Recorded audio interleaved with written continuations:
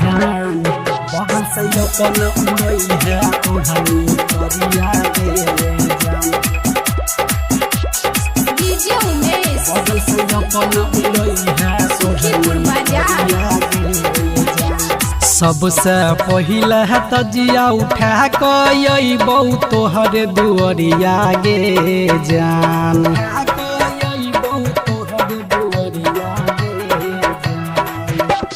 सबसे पहिले है तजिया उठा कई बहु तोहर दुअरिया गे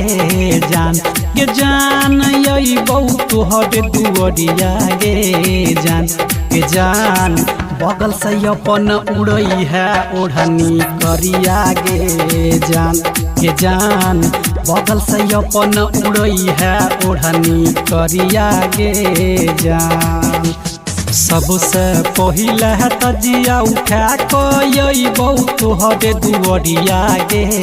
जान यही बहु तोहर दुअरिया गे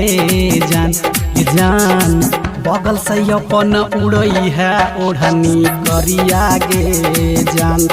जान बगल से अपन उड़ई है ओढ़नी करिया गे जान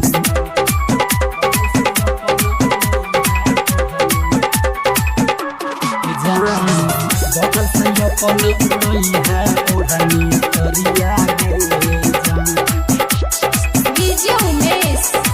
बगल से अपन उड़ई है ओढ़नी करिया गे सुन हमर जान हे गे बतिया के मान गे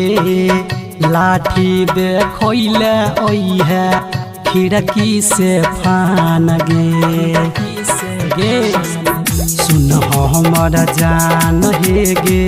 बतिया के मान गे लाठी देखोइले ओई है खिड़की से फान गे तोहरे पसंद के लाठी खेलबो खाड़ा तू रही है पजरिया गे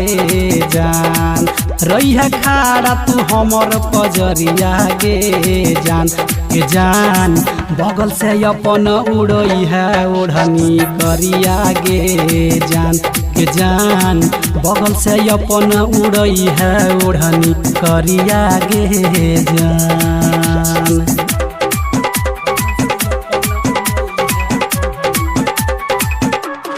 बगल से अपन उड़ई है ओढ़नी करिया गे डीजे उमेश